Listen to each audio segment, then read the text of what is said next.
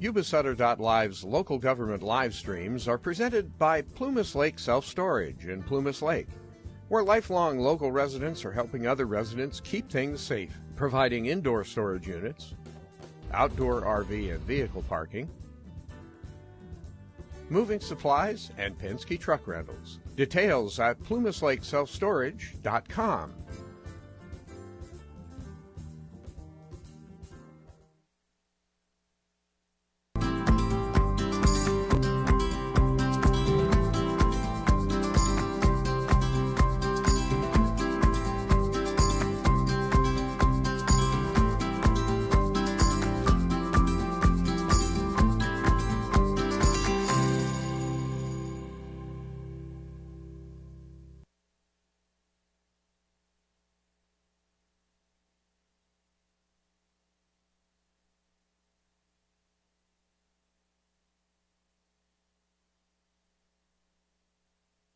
This meeting, I'm going to be contacting the water agency for the state and the federal to have things investigated, because some people are from the foothills, in particular Zach Cross and the Fellowship of Friends, which is our local cult, has been trying to instigate a lot of issues, and found out our water boards and our supervisors have been in cahoots with them. So now the state and the federal government is going to get involved. I thought I'd let you guys know that I'm not going to be behind your back. I'm going to tell you to your face. I'm having everybody investigated. And if there is corruption with Zach Cross and his agenda and the Fellowship of Friends and their agenda, you guys will be in with them when they go down. But I thought I'd let you know I'm not one to go ahead and do things behind somebody's back, because corruption is going to stop in Yuba County one way or another. Supervisors, water agency, anybody is going to stop, because our kids are watching and listening. It's their future, not ours. Thank you, Karen. Next up, we have Mr. Tom McWhorter.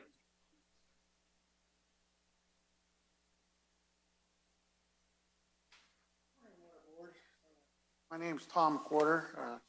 I've been here before a couple of times. Unfortunately, there's an issue that is being addressed as far as the water board members at large not having an email address. It is being addressed so that the public can contact you via email like the rest of the board members. But the other board members did receive an email from me concerning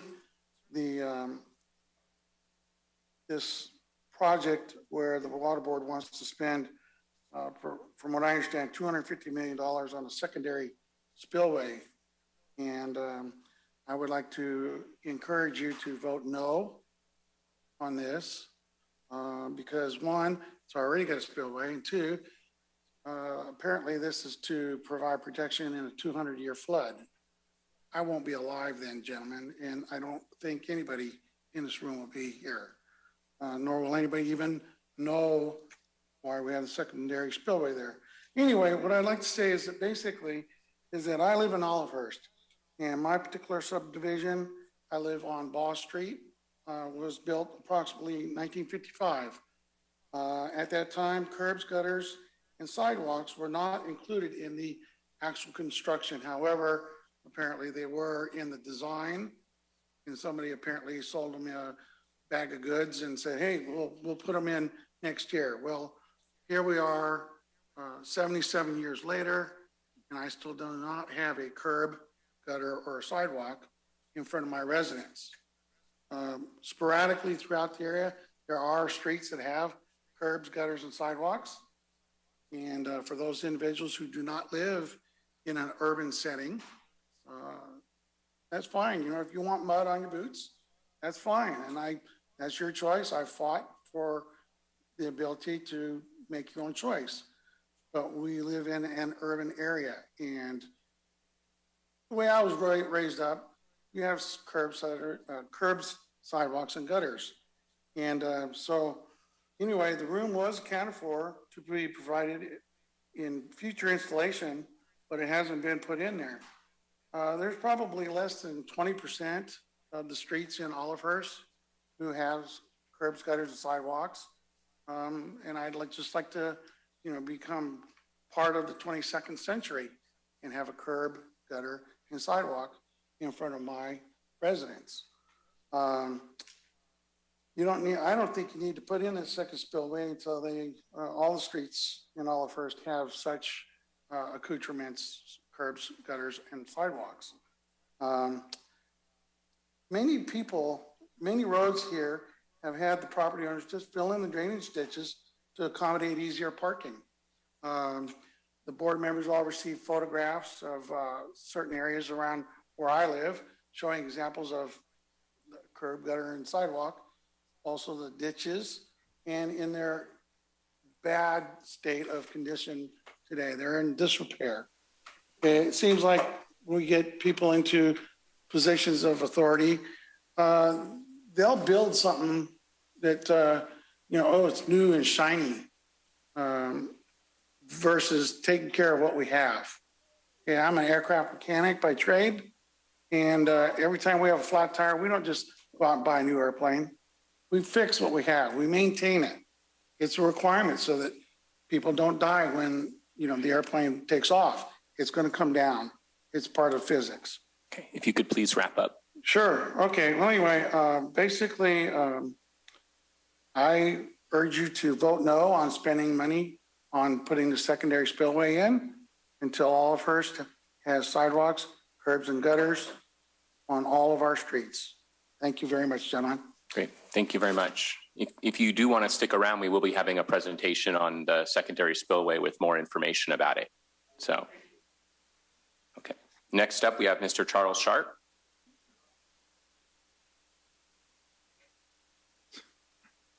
Sure, that's fine with me if Carrie would like to speak first. Thank you, Charles.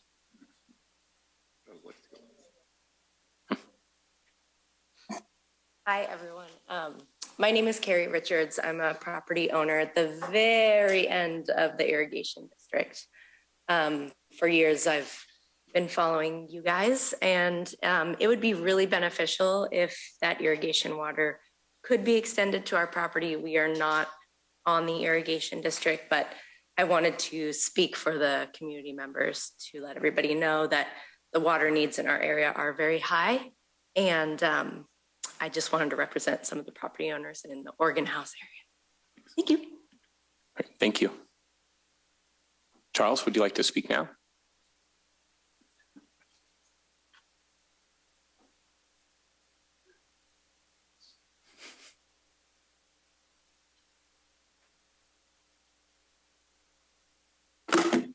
Good morning, Charles Sharp, Oregon House. I hope everybody is doing splendid today because I have a bit of bother.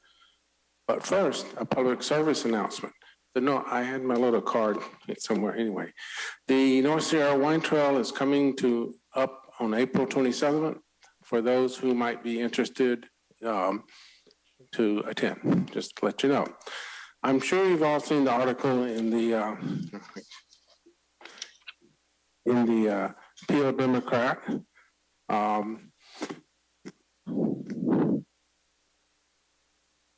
On the North Yuba Water District, citing willful neglect by the district's general manager, among a few other things. Since 2017, the Yuba Water Agency has granted over $840,000 to the North Yuba Water District. Read the right ones.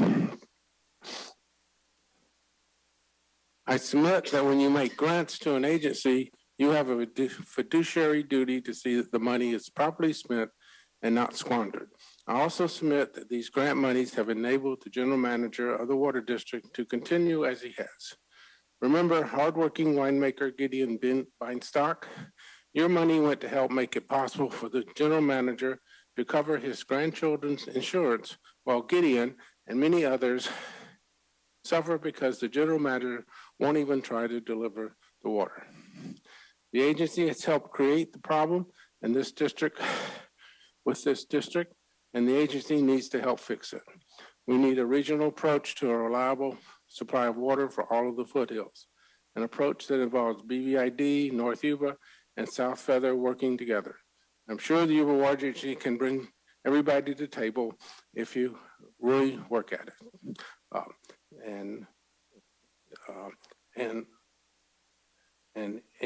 Okay, and that's it for now. But I do have a comment on the secondary spillway when that comes up.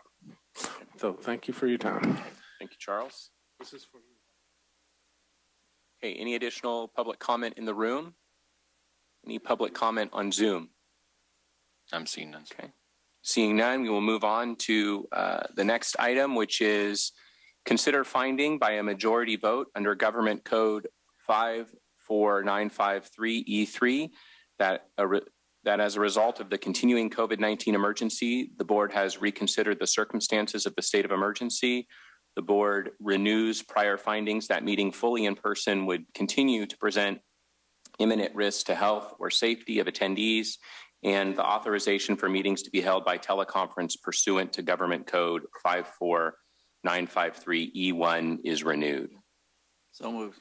Okay, so I have a first. Do I have a second? Second. Okay, I have a first and a second. Roll call. Through the chair, I'm sorry, but we have a room full of people. We have the discussion. This is ridiculous. It is frustrating because it's only because we're upset with Newsom that we want to be able to do this because he hasn't changed the law. But it seems to me it's getting worse that every 2 weeks we have more people in the audience. Not one person in this room is wearing a mask. It's pretty much this COVID thing is everybody's mind, it's over, and we vote to continue an emergency. It's just, it is, I don't get it from the standpoint of we continue to do this as we are seeing with our own eyes that it's over. So I just, but go ahead, vote. Director Hasty, you're applying common sense and logic, which is in short supply. In well, we should try it sometimes, Andy. Sorry, go ahead. It is what it is. Yep, it is. Roll call vote, please. Thank you. Let's start with Director Fletcher's absent. Director Matthews. Yes. Director Fuhrer. In complete support of Mr. Brent Hasty, I agree on every level except for, in the spirit of hypocrisy, let us continue to use government regulations to obviate other government regulations and make the silliness persist. I vote yes. Thank you. Director Blazer. Yes. Director Vasquez. Yes. Director Bradford. Yes. Director Hasty. No. Thank you. Great. 5-1, sir. Next up is the consent agenda. Move to approve. Okay, I have a first and a second. Any public comment on the consent agenda? Okay. Seeing none, roll call vote, please. Thank you. Let's start with Director Blazer. Yes. Director Hasty. Yes. Director Fuhrer. Yes. Director Vasquez. Yes. Director Matthews. Yeah. Director Bradford. Yes. Thank you. Great. Thank you. Next up is discussion items. Receive an update on the 90% design milestone of the atmospheric river control ARC spillway at New Bullards Bar reservoir and consider authorizing staff to proceed to 100% design.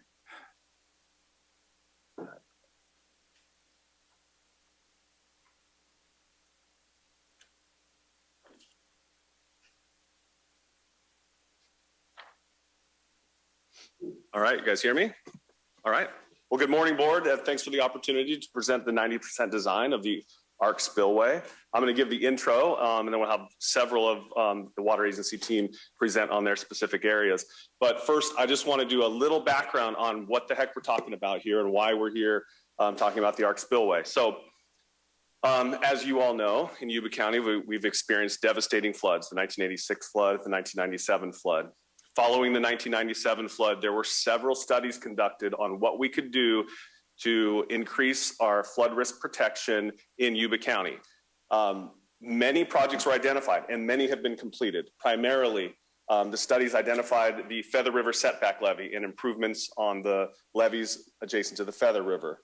In addition to that, improvements were identified on the Marysville Ring levee and also the Goldfields levee. In addition to that, we discussed with the state and Department of Water Resources is how New Bullards Bar and Orville could be operated more efficiently and better to maintain 300 cubic feet per second or less at the confluence of the Yuba and Feather. So we implemented forecast coordinated operations to ensure that we're coordinating operations and reducing the stage levels on the levees. In addition to that, it was identified that, yes, we have reservoirs that have dedicated flood pools for storage of floodwaters during high flow events. And what more could be done with the existing infrastructure or improve that infrastructure? There were several alternatives identified at Oroville, like surcharging the reservoir or using the Thermalito afterbay. In addition, there were alternatives proposed to be investigated at New Bullards Bar, including increasing the reservoir by 10 feet, adding 50,000 acre feet of dedicated flood storage, or creating a lower outlet to increase the flood control capacity at the existing dam. We all know that the whole Yuba-Feather system was designed in the 1950s with 3 primary flood reservoirs: Oroville, New Bullards Bar, and Marysville Dam. We know that Marysville Dam will not be built. There was 260,000 acre feet of dedicated flood storage there that will not be constructed. So we're shy 260,000 acre feet of dedicated flood storage based on 1950s hydrology. We have new information about hydrology. We have climate change entering the picture, and we need to do something to protect our region from floods. So where are we? Well, we looked at the options. We control New Bullards Bar, so we looked specifically at the options of what we could do with New Bullards Bar. In 2018, we had a final study published, and it looked at raising New Bullards Bar by 10 feet and adding 50,000 acre feet of flood storage. It looked at the alternatives, a range of alternatives of actually building a lower outlet in New Bullards Bar to increase our actual functional flood storage. And that's the project we're driving forward today. We chose one of the 4 options for a lower outlet in 2018 to drive forward. That's what we have formerly called the secondary spillway. We now call the ARC spillway, the atmospheric river control spillway. And that's what we're here today to talk about. Okay, 3 years ago, this board approved just over $11 million to spend on design, engineering and design of the ARC spillway. It sounds like a lot of money, but yes, this is a over $200 million infrastructure project. So it takes significant planning and design and engineering, which I'll get into a little bit, to give you an example of the time and effort it takes to design something of this magnitude. This will be the biggest infrastructure project that the Water Agency has undertaken since the 1960s when we built the entire project. Okay, so the original concept was a tunnel. So not an actual spillway, a tunnel with a flip bucket spillway at the outlet. When we got that approval to spend $11 million, that's what we were designing. And we went to 30% design, and we brought to you 2 years ago 30% design, but we had changed the design from a tunnel to an open channel spillway. We did that because we got to 30% design, and then we said, okay, here we are. We're at 30% design. At that point in design, you kind of know what you're going to build, and you kind of know what it's going to cost. And then we sat back and did a value engineering exercise where we took all the engineers that had worked on the concept from the 1997 flood all the way through 2019 when we're having this discussion. We set them aside. We brought in a whole new engineering team. We're talking about senior engineers that have worked on flood infrastructure, dam construction, spillway construction, constructability reviews. And we locked them in a room for a week. And we said, look, here is what we want. We want to do something at New Bullards Bar that improves our flood protection. We think it's this tunnel. It may not be this tunnel. Anything's on the table. Give us your feedback. And so they were locked in a room for a week in Sacramento, and they came back and said, you guys are on the right track. A lower elevation outlet at New Bullards Bar will provide flood risk benefit, and based on the work that you've done with improving the levees and the forecast coordinated operations, this is the next best project. However, we don't think the tunnel is the way to construct it. We think you should look at an open channel design. We think it'll be cheaper and quicker to build with less issues to build, particularly the cofferdam and the cost of the cofferdam for the tunnel design. So we went through a review of switching from a tunnel to an open channel design. I bring all this to your attention just to remind you of how we got to where we are today, and also the time it takes to investigate, analyze, and engineer something this big. That's why it's taken us 3 years, because you have to go through that type of process and that type of review. So there we were 2 years ago with the new design at 30%, or a proposed design with a tunnel at 30%. So we brought the new open channel design to 30%, brought it back to you. You approved going to 60%. Last summer, we brought to you 60% design. You approved us to go to 90% design. Here we are today, spring of 2022, with 90% design of a over $200 million flood infrastructure project that will benefit this county and this region. So the team is going to present to you all the different aspects of the design, the cost, external funding, communications, and where we're at with forecast-informed reservoir operations and the water control manual. I just wanted to give you that history and remind you how we got here today and what the benefits of this project are.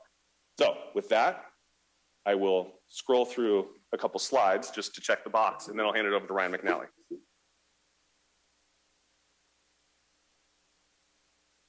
Okay, I've given the introduction. Ryan's going to talk about flood risk reduction and the project overview. Dave Gutierrez is going to talk about the actual 90% design and updates from the 60% design. John's going to talk about forecast-informed reservoir operations and the water control manual status. Adam and Curtis are going to talk about the funding plan. Dee Dee will touch on communications, and I'll close it out. So with that, I'll hand it over to Ryan. Thank you.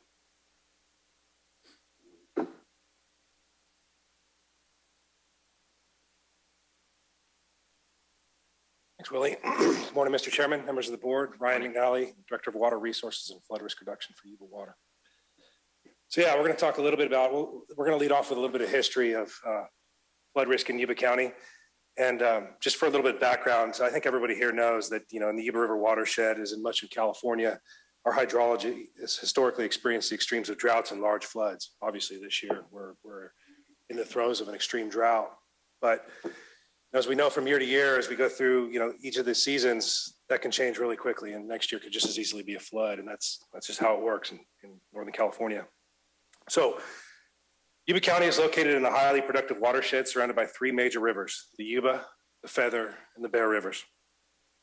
Our community is essentially defined by these rivers, not only geographically, but also from an economic and cultural perspective. It really defines Yuba County, these three rivers. Nevertheless, and especially during years like this, it can be easy to overlook how flashy and dangerous our rivers can be. So just going back to when record keeping began in the late 1800s, I'm sorry, the early 1800s, there have been 32 major flood events in the Sacramento Valley, and virtually all of them have impacted Yuba County in one way or the other. So it really, you know, floods defined Yuba County. Christmas Eve, 1955 is really the turning point in Yuba County. That was the catalyst that created the Yuba County Water Agency in 1959. And there was a flood that resulted in the catastrophic loss of life and property in Sutter County. And that was really the motivation for Yuba County to come together and take action and actually create the Yuba County Water Agency and the Yuba River Development Project, which is responsible for the infrastructure we see today, or we own and operate today on the North Fork of the Yuba River, New Bullards Bar. The agency was responsible for constructing the 1 million acre foot new Bullards Bar Dam along the North Fork of the Yuba River. And we saw that really come into play in 1986, which was the next major flood event on the Yuba River. And so just as high flows were receding, a 150-foot section of the levee caused a catastrophic flooding to the community of Linda, killing 2 people and destroying 4,000 homes and businesses. This is right behind where Walmart is today, and it really changed the face of Yuba County. And from an economic standpoint, it just never recovered. Fast forward a little bit, and actually 25 years ago this year, I think we all remember when El Nino, La Nina, and the Pineapple Express became household names. It was something we saw in the news all the time. January 1997, just after the new year, an atmospheric river storm melted a near record snowpack and created devastating runoff. All that water cascading down the western slope of the Yuba and Feather River watershed quickly overwhelmed the system and caused major levee failure on the Feather River near Plumas Lake, claiming 3 lives and nearly 1,000 homes. Slide, please. Oh, there we go. Okay. So, you know, Yuba County Water Agency, today known as Yuba Water Agency, it was really our charter to become the flood risk reduction agency for Yuba County. And so that's something we're working really hard on today. And we have 5 overarching goals. So number 1 is to create a 200-year level of protection for urban areas with a 100-year level of protection for agricultural areas. Number 2 is to identify the status of current and ongoing flood risk reduction projects. 3 is to identify opportunities to coordinate and unify smaller improvement projects for increased efficiency. 4, develop a long-term plan that identifies needs and opportunities to further reduce flood risk. And 5 is to develop that plan to complete the construction and repairs necessary to achieve it. So in there in the 4 and 5, we're also right now working with a consultant to develop another long-term plan beyond the ARC spillway, long-term for the Yuba County Water Agency, or Yuba County and the Water Agency, to protect the residents of Yuba County. And that's just going to identify projects that went well out into the future. It's something we're working hard on, like I said, with the consulting team. And just for context, you know, as we talk about 200-year level of protection, 100-year levels of protection, I think everybody here knows what that is. But I just want to remind everybody, that's just a measure of probability. Right, a 100-year level flood event, which was the 1997 event, was a 100-year level flood event. There's a 1% chance. There's a 1% chance of that occurring any given year. So that's where that 100-year level event comes from. A 200-year level of, or 200-year level flood event is a half of 1%. 1/2 of 1% chance of happening any given year. So just like when we go to Las Vegas and we roll the dice or we play roulette or whatever, you know, it doesn't affect the probability of it happening the next roll. It doesn't affect, you can have these events happen year after year after year. It's just the likelihood of it occurring. So just because we saw it in 1997 does not mean we have a 100 years before the next one. It could happen 5 years later. It could happen next year. So I just wanted to set that, make sure everybody understood. And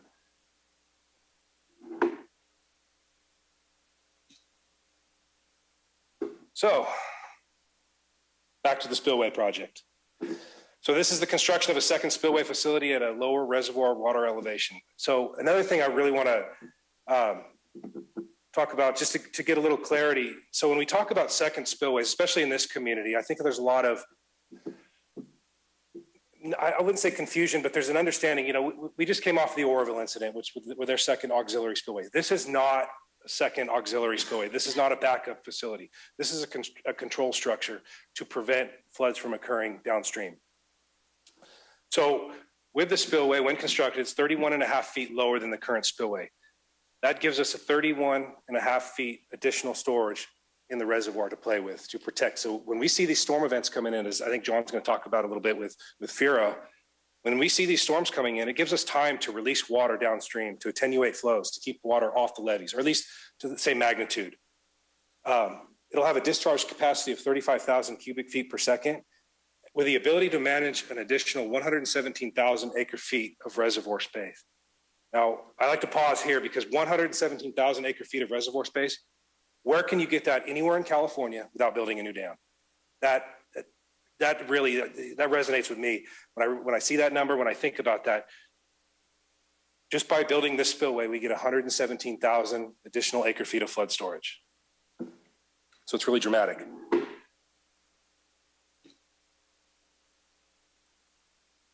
So primary benefits: increased operational flexibility for managing outflow from the dam and reducing downstream flood risk. So it really improves the local and system flood management capabilities. It interties all the systems together, the levees, the reclamation districts. It really all works together to reduce flood risk in Yuba County. Enhances the public safety in the Yuba-Feather River region and additional downstream systems by significantly reducing flood stages. I'll talk about that in just a second. But additional benefits: operational redundancy for flood and dam safety releases, and potential for additional water supply availability when paired with the new flexible FIRO and the updated water control manual, which is another project we're working on concurrently.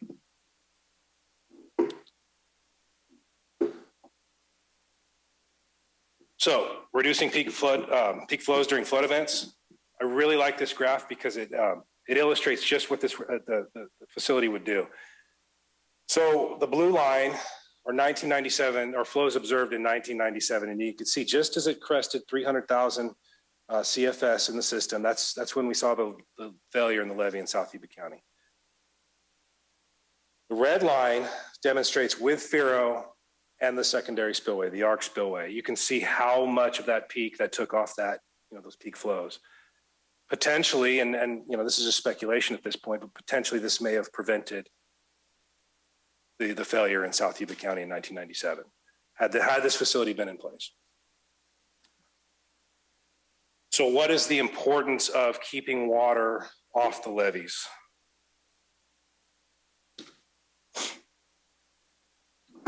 So we're talking about a 2 to 3 foot reduction, which doesn't seem like a lot, especially if you've witnessed these flood events. When you walk on the top of the levees, it is water as far as the eye can see. I mean, it is such an overwhelming amount of water. What possibly could 2 to 3 feet? What difference could that make? Well, it makes a lot of difference because of hydrostatic forces. So when you have a reduction of 2 to 3 feet, we always use the analogy of, remember as a kid when you'd swim to the bottom of an 8-foot swimming pool, and if you go down 5 feet or so, it's okay, but you get down to 7 or 8 feet, it really starts to hurt your ears. Just that difference of a couple feet, the levees experience the same thing. The higher that water is on the levees, the more it pushes through the levees, and you get piping, and that's what causes failures. Very seldom is a levee failure caused by overtopping. It's through piping and these pressures, these hydrostatic pressures that exert themselves on the sides of the levees. So that's really what we're hoping to achieve, is to keep the water down as far as we can off the tops of the levees.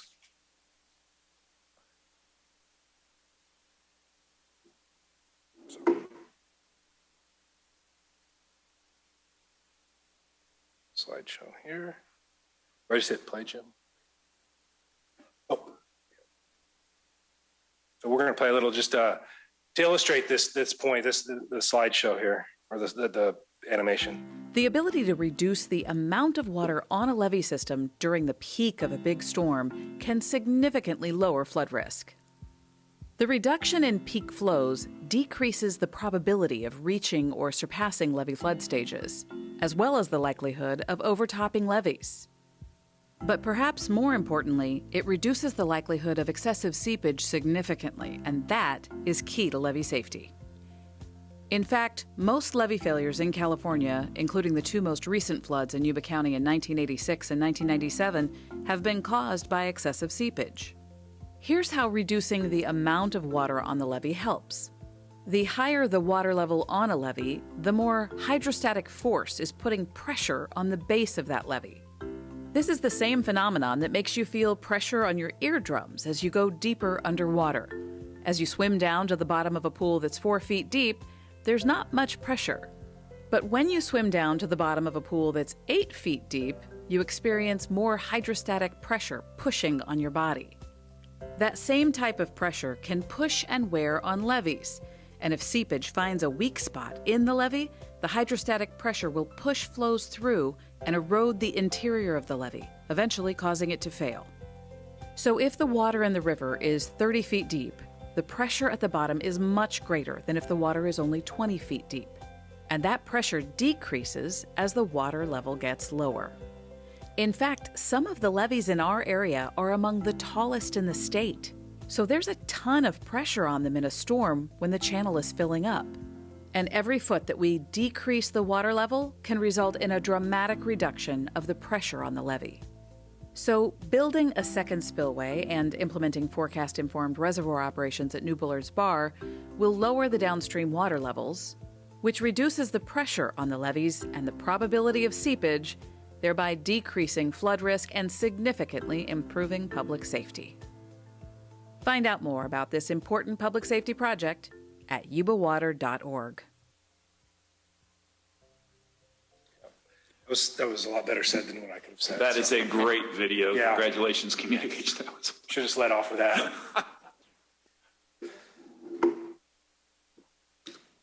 The ability. Watch it again. Yeah, in case there's somebody missed or something. So just to sum up the regional benefits, obviously the bullet points, the project provides increased protection to more than 160,000 residents and reduces risk to property in Yuba-Sutter counties valued at over $30 billion. It creates protective benefits to 10 disadvantaged communities. Actually, in one of our most recent studies, the benefits actually extend upstream into the Feather River watershed up into Butte County. But I think also equally important is if this project's put into place and we start using the ARC spillway, it'll increase the level of protection by 100 to 300 years in much of Yuba County. And I choose my words carefully there because it's increasing by 100 to 300. It's not creating 100-year protection. It's increasing by. So you're taking the current level of protection and you're increasing it by those amounts, it's again, exponential. When combined with FARO, the project will reduce water on the levees by 2 to 3 feet, just as Edie talked about in the last slide, it makes all the difference in protecting Yuba County is keeping the water as low as possible on the levees. And I think what really resonates probably with everybody in the room today is it helps protect past and future investments. We have a lot of economic investments in our people and our businesses. This is our livelihoods here in Yuba County. And that's really what we're focused on. Why we're focused on developing this project. It's protecting Yuba County. That concludes my portion of the presentation. I'm going to turn it over to Mr. Gutierrez with GEI, who's going to talk a little bit about the technical elements of the project. Thank you. Thank you very much, Chair, members of the board. It's a pleasure to be here with you today and members of the audience. What I'm going to do today is just kind of go over some of the technical components of the spillway. And this is a slide that you've seen before. Just let's try to reorient yourself. What you're looking at, if you look at the left side of the slide, that's where the dam is, your concrete arch dam. Just to the right of that is an existing spillway that you have. And then just to the right of that is what's going to be called the arc spillway. And so the different color codes, that we have here is the approach channel. And I actually said that backwards. The spillway, the dam is on the right-hand side. The spillway is just above that. And then you got this on the left-hand side. I always think of downstream when we talk about dams. Let's apologize for that. Okay, so the brown area up at the top, let's see, the left side of the screen, that's where the water is actually going to come in. That's called the approach channel. The key to this particular structure is the control structure. That's going to be a concrete structure. I've got a slide to kind of show you a little bit better what that's going to be. Then it gets into what's called a concrete chute. That's where the water flows, and you see that on your existing spillway. And then the water flips up, and it goes careening across the downstream discharge channel and landing into the river. So this is a better picture of the key. This is the control structure. This is all concrete structure, and that's the middle. This is what's actually going to control the water.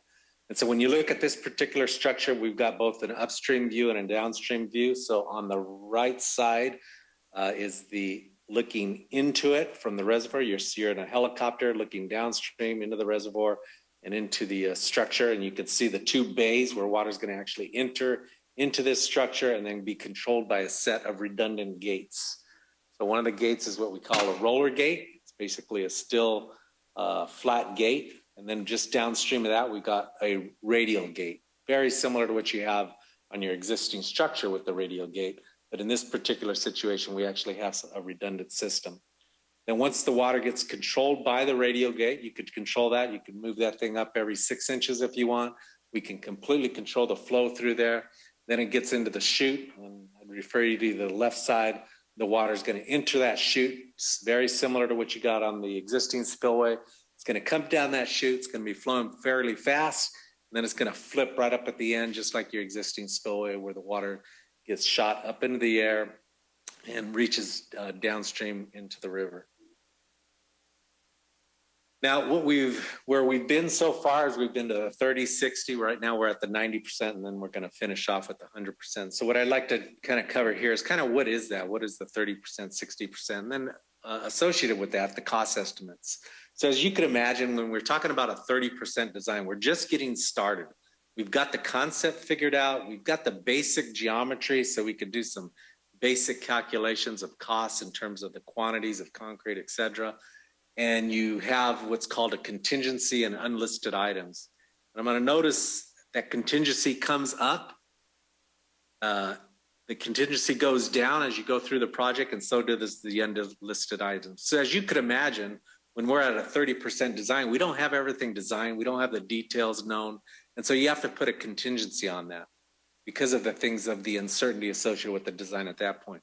And so when we started with the 30% design, we had about a $191 million cost estimate, and that's going to be the estimate that we would get a contractor to actually bid on. When we get into the 60% design, now we're getting a little bit more response from our regulatory agencies who may want something. The calculations are a bit more sophisticated. Last time I was with you, I talked a little bit about some very complicated hydraulics analysis where we're actually doing mathematical models to figure out how the water is actually going to enter this. how the water is actually going to escape, how the water actually is going to jump in the air. And we do that mathematically. We also went to Utah State and we actually built a physical model of a scale. And we actually ran that physical model. And I think I've showed you that before, where we actually see how the thing's going to operate. That allows us to get a little bit more detailed on the actual design. That allows us to take some of the uncertainty away from the design. That allows us to take the contingency down. And at the 60% level, last time I was here, I told you that our cost estimate at that time was $186 million. Now we move to the 90% design. We've got most of the regulatory comments in place now. We've got most of the calculations actually completed.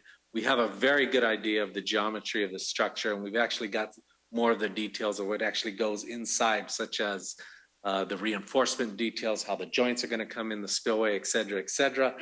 And then we're able to actually lower that cost estimates, our contingency, and the cost estimate's a bit more accurate. So now it's at $200 million. So you see it kind of bouncing around 191, 186, $200 million. We would consider that that's all in the uncertainty associated with the design at this point. I think another thing is between the 60 and 90%, there's a lot of things that are actually happening with the economy. Things are changing kind of rapidly. It's a little bit more difficult to actually try to figure out exactly what the cost is because things are bouncing around. And then what we're doing now is we're going to get the final, final comments from our regulatory agencies. When at this point, we expect to be minor. We'll do the finishing touches on the actual design, and we'll come up with a 100% design, and we'll come up with a 100% probable cost that we estimate a contractor actually come in and bid. And when we do that, we're going to certainly be working with several contractors. We want competition here. We want a competition of several bids to come in, and then we'll be able to make a decision of what contractor to go with. And we expect that the probable cost would be estimated pretty close to what we expect in terms of the bid. And then on top of the construction costs, there's other costs that we have to consider, and that's things like environmental compliance. You're going to have a construction manager. There's permitting associated with the environmental compliance. We're going to be monitoring the construction and the environmental issues associated with it. And then there's owner's costs. And so we estimate that at about 20%. And so you add that to the $200 million, you get about a $240 million cost estimate of the total project. Now, the environmental documentation and environmental components are all critical, as we know here in California, especially for any particular project, especially a project as large as this. Now, the one thing that we have going for us is we're actually working on a footprint that's existing. That's a huge factor anytime you deal with environmental impact reports and things like that in the CEQA process. And what I mean by that is if we were building a new dam, it would be a tremendous environmental effort. Here, we're not. We're working within the footprint of the existing dam. There's still significant environmental issues that we're going to have to go through. We determined way back when to follow the CEQA process, we're going to have to complete an environmental impact report, which we are very close to finishing. We'll put out a draft environmental impact report where we allow that to go to the public. The public then is going to respond to that environmental impact report. We make any modifications and do a final EIR, and that finishes the CEQA process with the notice of determination, and then all the environmental permitting and mitigation that's going to go along with that. And so that's what we'll be doing next. We expect that to be complete sometime in late this year, and we'd be able to finalize the CEQA process probably in 2023. And this is not going to be a critical path issue, but it's something that we're going to be following. In addition to this, we have FERC licensing that we'll have to do with, and as I mentioned, the environmental permitting with the various agencies. We've been working with them all along as we complete this environmental impact report. We certainly don't expect any surprises there, and we know the permits that we're going to need on this particular project. And then we go to construction after the environmental documents are completed and the regulatory agencies approve the project. So where are we with the design? We're pretty much on schedule. Last time I was here, I think I said probably early March that we'd be getting you the 90% design here. We're in late March, where we've delivered the draft design to Yuba Water Agency and their staff who are currently working through it and looking at it. We're going to be working with them to make some refinements based on their comments, based on important comments from their operators. We're going to be living with this project. We've been working back and forth with those folks. because it's important that they operate and they have a project that they can operate and one that meets their needs. Once that happens, we will finalize the 90%. We'll be submitting those to our regulatory agencies. We have the Division of Safety of Dams who looks over our shoulder. We also have Federal Energy Regulatory Commission as a dam safety office who also looks over our shoulder. And then FERC, FERC has required us to have a board of consultants who actually looks at yet another independent review. So we basically have three folks looking over our shoulder to make sure that we actually build a safe structure. We expect to get all that to them after we get all the comments from IWA and kind of the May timeline. We're going to have this FERC board meeting. So every so often when we finish the 30%, 60%, 90%, we go to this FERC board. We make a presentation to them. They comment on the safety of the structure. We make any modifications that are necessary to complete the project. So we expect the project to actually be completed sometime from an engineering standpoint, sometime in October of 2022. So with that, I will pass it on to our next speaker, and I think that's going to be John. Thank you very much. Thank you.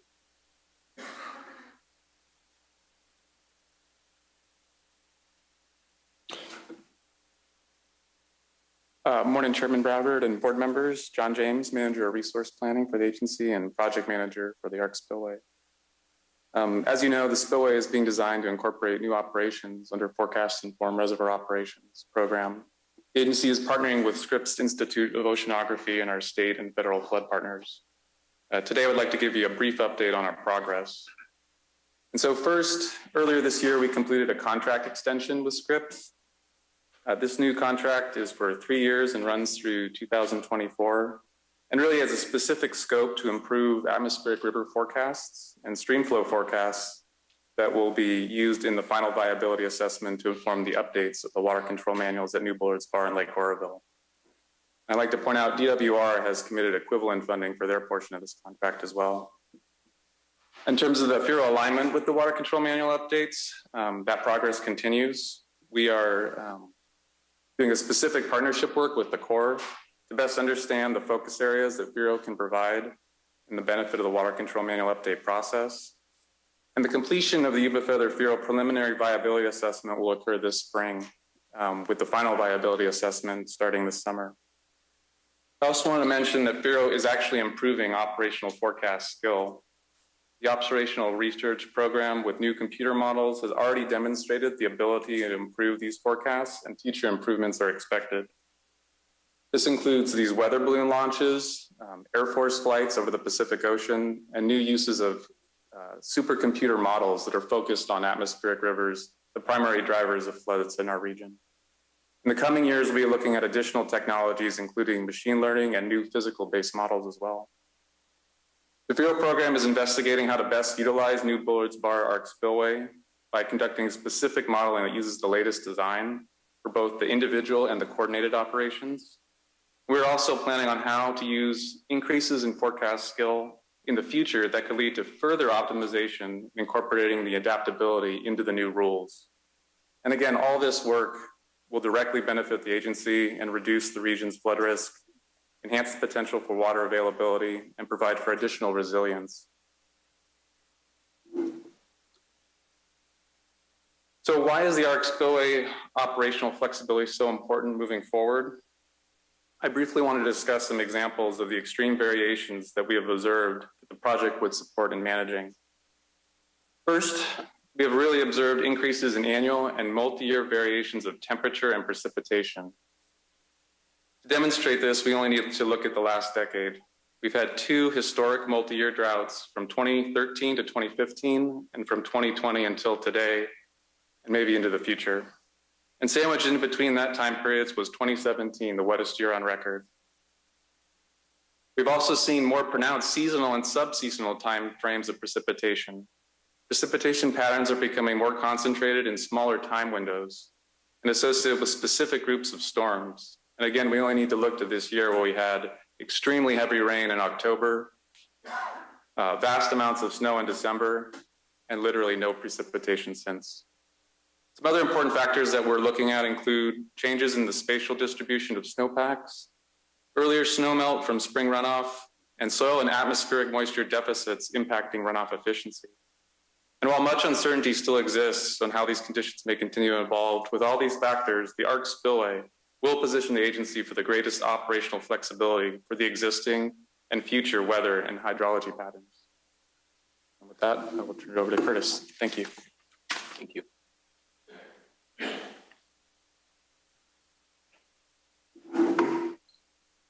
Good morning. Just one quick slide this morning to update you on the initial funding committed to this project, stemming from June 2018. That board authorized $11 million for design and some permitting efforts like the EIR. This will be just a quick update because there is no request for additional budget to move us to 100% design. This is just to go over how the $11 million has been spent to date. So far, $9.7 million has been spent. The breakdown by fiscal year is demonstrated there.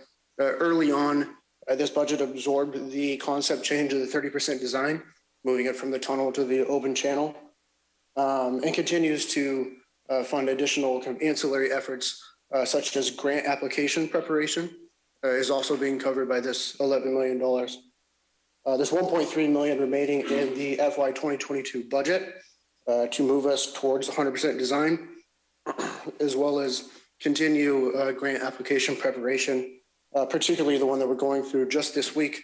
There's a deadline for a Cal OES hazard mitigation grant program. That application is well underway and supported by this budget. So using that as a segue, I'll turn it over to Adam Robin to talk about some other state and federal funding that we're chasing. Thank you.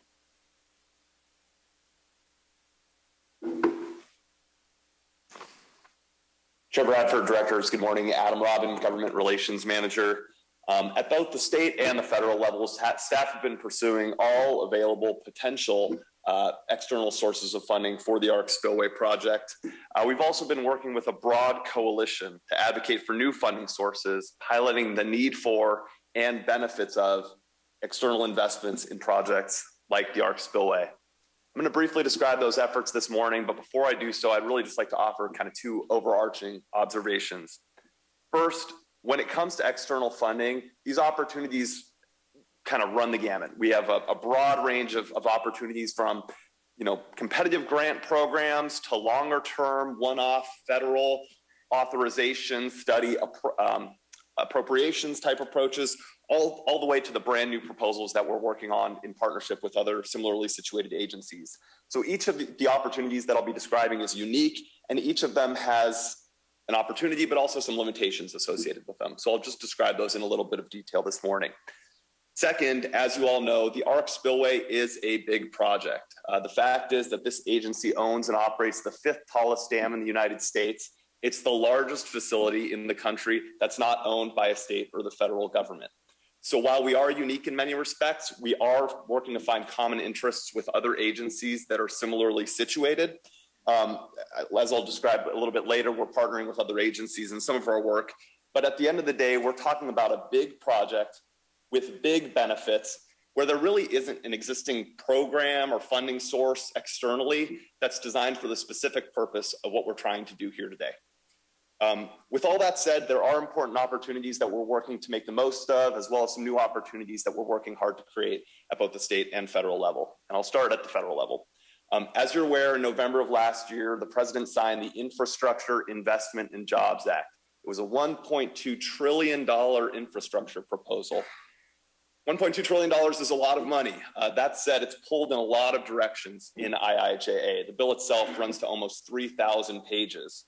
So as we evaluated IIJA and worked with folks back in DC to understand the opportunity that might be there, the most immediate sort of opportunity that seemed to be on point is the largest ever federal appropriation for what's called the Rehabilitation of High Hazard Potential Dams program. In IIJA, $585 million was allocated to that program in total nationally. Importantly, there are also some significant limitations in that bill. Specifically, it caps the maximum grant to any single project at $7.5 million, and it also strictly limits the eligibility of FERC licensed projects. As we know, we have a FERC licensed project. So all in all, unfortunately, that element of IIJA, which seems to be sort of the most directly on point, isn't a great fit for our project. That said, there are very important opportunities that are embedded within IIJA. And specifically, we're taking a very close look at the almost $17 billion in funding that was appropriated to the Army Corps of Engineers. Now, the Army Corps has a broad mission across all 50 states and all federal territories. So that money is also getting pulled a lot of different directions. But the key opportunity here for us is potential federal investment in what we're calling the Upper Yuba River Basin Comprehensive Feasibility Study. As Ryan described earlier today, over the past 20 years, locals, the state, and the federal government have invested almost $1 billion in improvements to our downstream systems. So the idea of the proposed feasibility study is to look at and essentially catalog those improvements that have been made to the system over the last 20 years and figure out how they could be integrated with additional investments to further reduce flood risk in Yuba County and the broader region, to include integration of a potential ARC spillway. So while this is a longer term play, you essentially go through the feasibility study, you would look at the different elements, and you would establish potentially establish a federal interest in each of them. It's important for a couple reasons. The first is it could establish a federal interest in the ARC spillway. I think more significantly, you'll have the effect of cataloging all the improvements that have been made and can be made into the system for subsequent efforts to either get credit for those improvements, to reimburse those credits, or get separate federal appropriations authorized for those improvements. So we've worked to advance this comprehensive approach, the feasibility study, with the Army Corps of Engineers directly through their development of what are called Infrastructure and Investment Jobs Act spend plans. But we've also engaged our congressional delegation directly to ensure that they're helping to advance this proposal in the various appropriations measures that are currently working their way through Congress. So turning away from the federal government to the state now, an example of an existing grant program that holds potential for this project is, as Curtis mentioned, the California Office of Emergency Services Hazard Mitigation Grant Program. HMGP dollars are federal FEMA dollars that are administered by Cal OES, a state agency. This is an existing program that can pay for up to 75% of the cost of an eligible project. That said, 75% of our project cost would exceed the total amount of HMGP funds currently available statewide. Also, based on the research we've done and the conversations we've had, it would be significantly larger than the existing largest HMGP grant that's ever been awarded. With all that said, the state has almost $200 million in HMGP funds they'll be administering this year. We've developed strong working relationships with Cal OES staff, and we're continuing our engagement with them through the process to see what opportunities might emerge under that program this year. Finally, last word on the state side here. For the past several years, we've joined with other similarly situated water agencies from across the state in making the case for state investments in projects at existing dams to enhance resilience and protect public safety. This is an important opportunity given the multi-billion-dollar state surpluses that we've seen in recent years, and we've dedicated significant time and attention to this issue.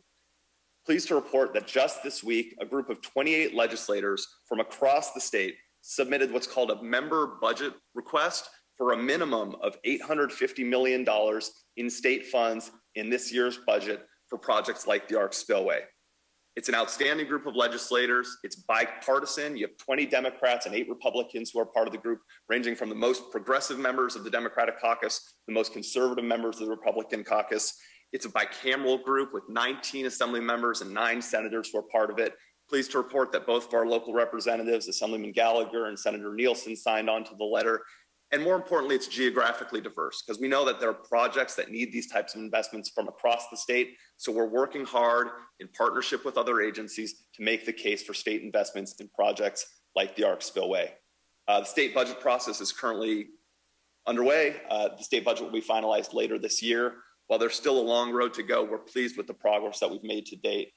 Some of the pieces of paper that you see on the slide here are kind of are things like the letter that I just mentioned. Finally, I'll note that we're pleased that both the Association of California Water Agencies and the California Municipal Utilities Association have made funding requests associated with dam safety and climate resilience projects one of their top asks in conversations related to this year's budget. So in closing, we'll continue to pursue any and all external funding opportunities available to the agency to help advance this project, and we'll continue to work to maximize our ability to access and leverage those outside funds. all I have. Thank you. Thank you.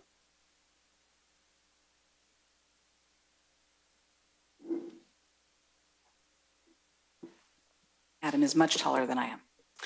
Good morning, everyone. I'm Dee Dee Cordell, Communications Manager, and I will be super brief this morning because not a whole lot has changed since we presented to you at the 60% design mark, other than the levee safety animation that you've already seen today.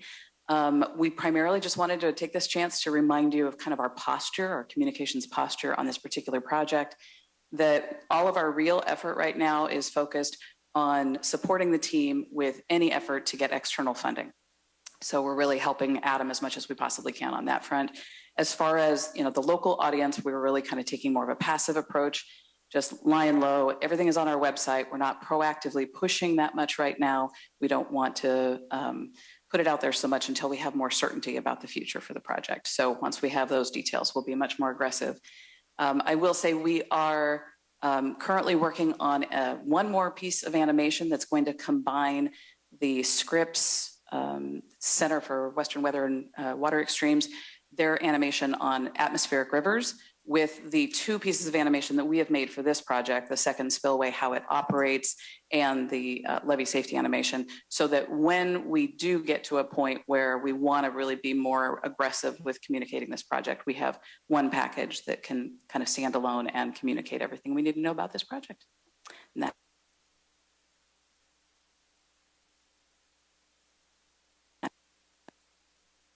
I don't know why you guys asked me to close these things out after that presentation, but I'll do my best. Okay, so we're at 90% design. I gave you the history, the background, and then the team updated you on where we are between 60 and 90%. I just want to remind you that the purpose of this project is to protect the people of Yuba County, right? This is a public safety project. In everything we do at the agency, I let our team know that our first question that we ask is, are we being safe for the public and our employees? And that's a mantra and a goal that we keep as top priority in the agency. And that's the goal of this project. I would like to go on and just do a little survey. How many of us in this room lived in the floodplain areas of Yuba or Sutter counties in the 1986 or 1997 flood? Okay, I'm gonna ask you a question then. What was it like? Was it a beautiful, sunny April 4th day in the third year of a drought when those storms hit and the levees were full? I imagine it wasn't. I imagine it was rainy and people were, I'll go through the 97 flood because I was old enough to remember what was going on in that day, even though I was a resident of the foothills. It was wet. And there was a big snowpack, and snowboarding was my priority that day, not necessarily worrying about flood evacuations. But I imagine it was a few days after Christmas. It was obviously the day after New Year's. People were going on with their lives. What we need to provide here as the Yuba Water Agency and after our establishment in 1959 is a reasonable level of public safety. A reasonable level in my mind is a few days after Christmas, you shouldn't be worried about packing up your stuff and leaving. And if you are, we need to have emergency services available and notifications and all the other stuff we're working on. But we need to prevent that. We need to make sure that the people that weren't here in 1997 and don't understand that, people that were born in 1997 are 25 years old today? They haven't gone through that. Hundreds or thousands of people have moved into the floodplain in Yuba County since the 1997 flood. They don't know what to expect. They have a reasonable expectation of a level of protection. That's what we're trying to provide here. So that's the whole point with this is our job as the Yuba Water Agency is to provide a reasonable level of protection. I talked about all the studies that were done and all the projects that have been completed to increase our level of protection since the 97 flood. And this is, as identified in these studies, the next best investment the Yuba Water Agency can make to protect the people of Yuba County. So with all that said, what did you see today? So we've been up here giving you a very similar presentation, the original 30% design, the open channel 30% design, the 60% design, and now the 90% design. I think the primary updates you've seen today are the engineering team does a lot of work on the actual details of what we're going to build. We also saw that, yes, and I want to highlight this. We've been talking about a $225 million project. Now you're seeing a $240 million project, right? You saw that today. In addition to that, and like we told you last summer, we're going to exhaust every effort to get external funding partners. And back then we said things like, there's going to be state funding, there's going to be federal funding, there's going to be these grant programs, we're going to look at it. Well, look at what you just heard from Adam. I mean, we are exhausting every effort, whether it's existing grant programs, future grant programs, long-term efforts with the Army Corps of Engineers, or even legislative efforts that are literally just being spawned today. This letter that we talked about with 27 folks supporting it. I mean, that is amazing work. So you've seen, yes, it's expensive. Yes, there's external funding sources, and we're going after every little bit of it. So that's what you've seen today. What are we asking you to do today?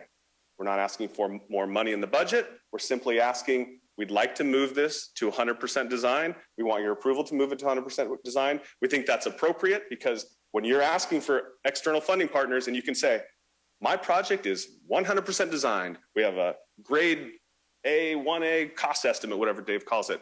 Here's what we have. This is what we want to move forward. It's identified. You show the capacity to get something like this to 100% design and you're ready to build. So there's a value there.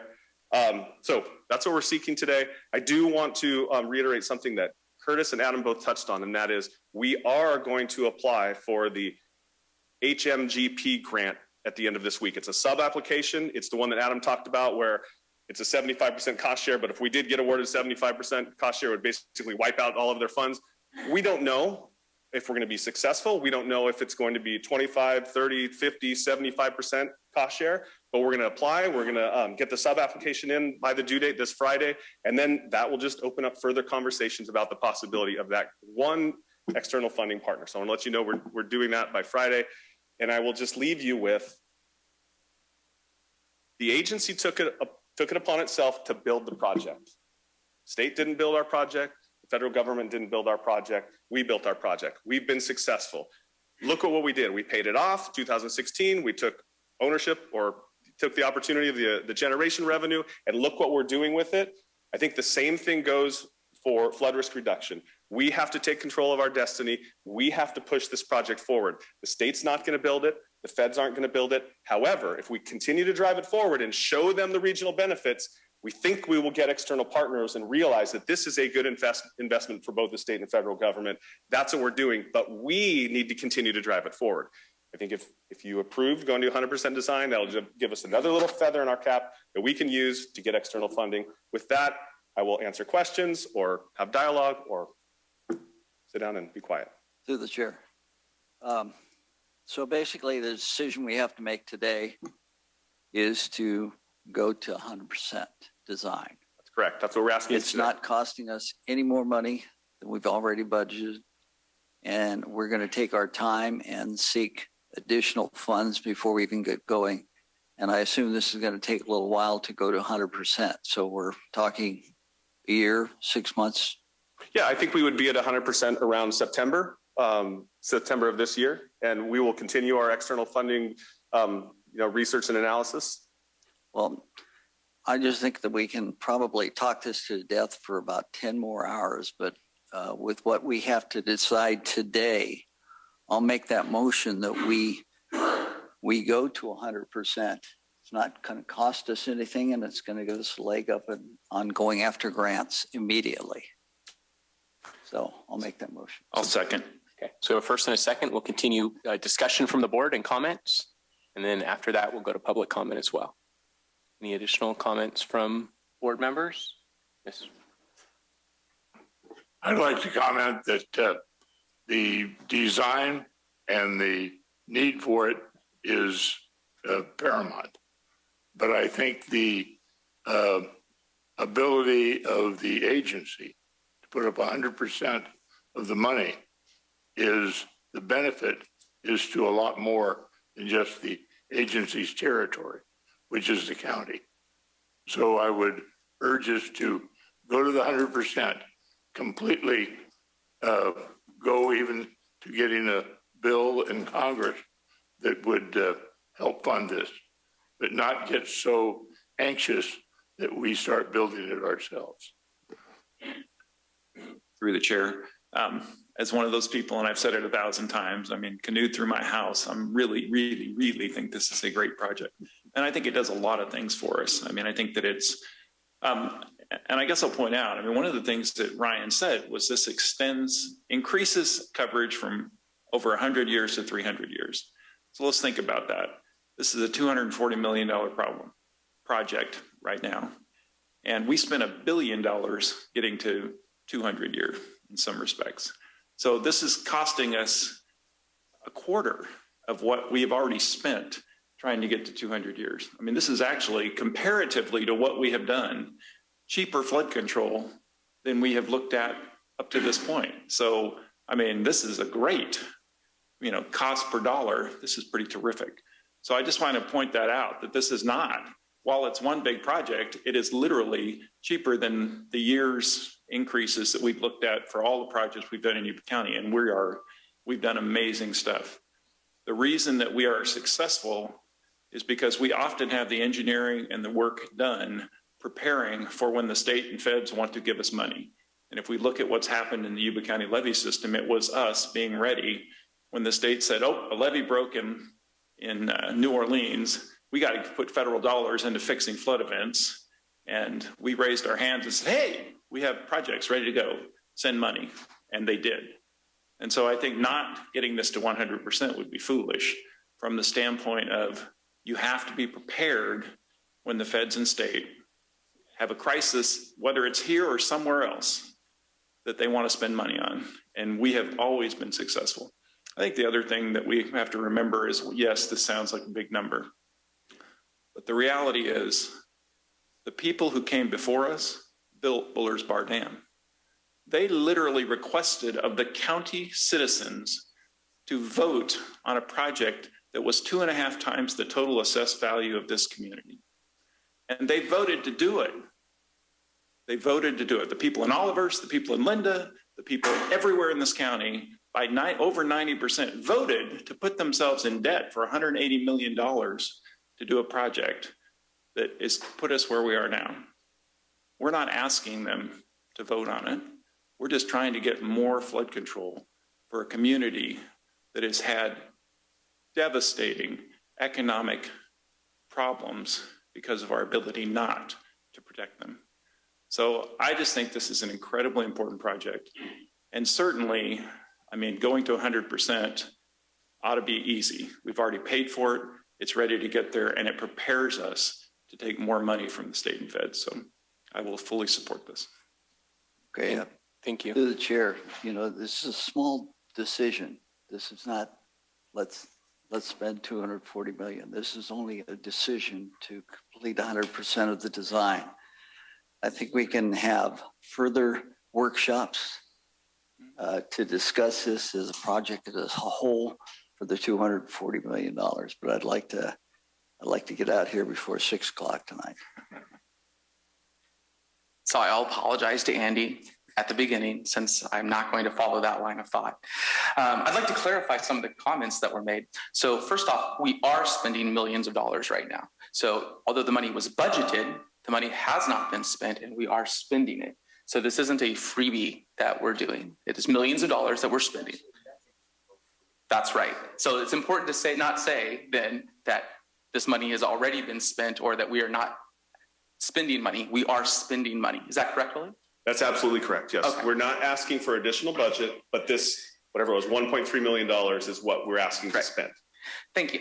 The second thing I want to clarify is that diminishing returns. So I want to make sure that no one thinks that I'm against flood protection or saving lives or saving property.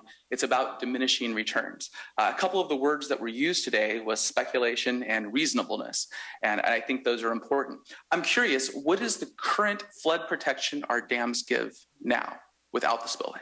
Well, it all depends on where you are, but we have areas that are basically unprotected where there's homes, 5, 7, 10-year level of protection. And we have over 100-year level of protection or approaching 200-year level of protection in the urbanized areas. Okay, so most of the urbanized areas are 200-year protection? South part of the county, yes. Okay, and so when we talk about doing the spillway, we're not increasing, as I think one of the board members said, from 100 years to 300 years. That would be an inaccurate statement, correct? Well, some of the areas are. Yes, absolutely. The spillway would not increase their protection from 100 years to 300 years. Yeah, it would. Yes, it would. Yeah.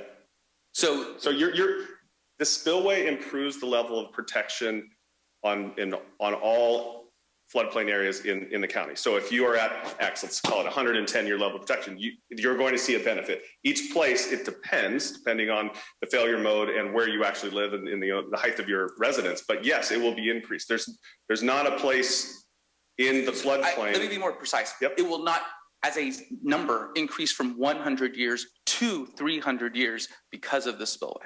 Do you see what I'm saying? Yes. I do. Yeah. So what you're saying is you're not going to get an increase of 200-year level of protection if you have 100 now. Right. Yes. Okay. But you will see an increase. Okay. And I think that when we say an increase or it could protect us, we're talking about relatively small percentages. As it was pointed out, we're talking about something that has a 1%, a 0.5%, a 1/4%, a less than a 1/4% chance of occurring. And so the number that was originally thrown around was 1 in 500 years.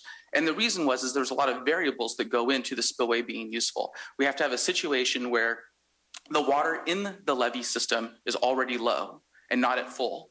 It has to be a situation where we accurately predict the weather coming in with a El Nino effect. And so when all of the correct variables come into conjunction, then the secondary spillway would be useful. But in a situation where we already have full rivers because of prolonged rain, then the secondary spillway would not be useful because we've already filled the rivers to their capacity. Is that correct?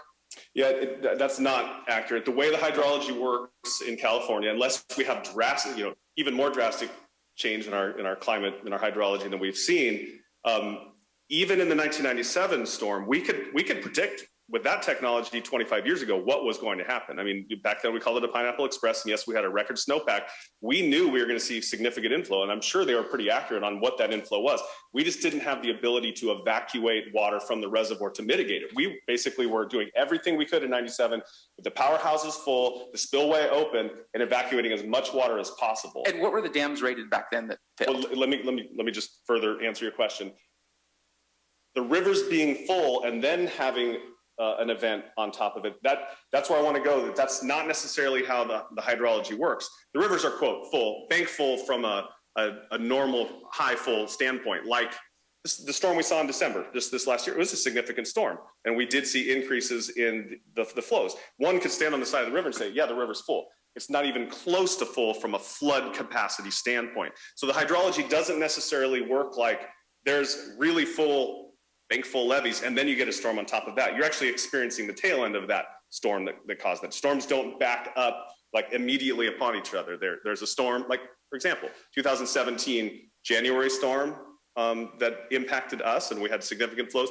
Then the February storm that we all remember, that's the Oroville Spillway incident storm. They were literally 1 month apart almost exactly. That's how the hydrology works. So I just wanted to clarify that. And I apologize for running you over there, Seth. No problem. So my question is the levees in 1997 were not 100-year levees? Some levees were. Some the one that failed? In 1997, I don't know. So based on what Mr. McNally said, if I understood it correctly, it was not. Because it was a 1 in 100-year storm event and the levee failed.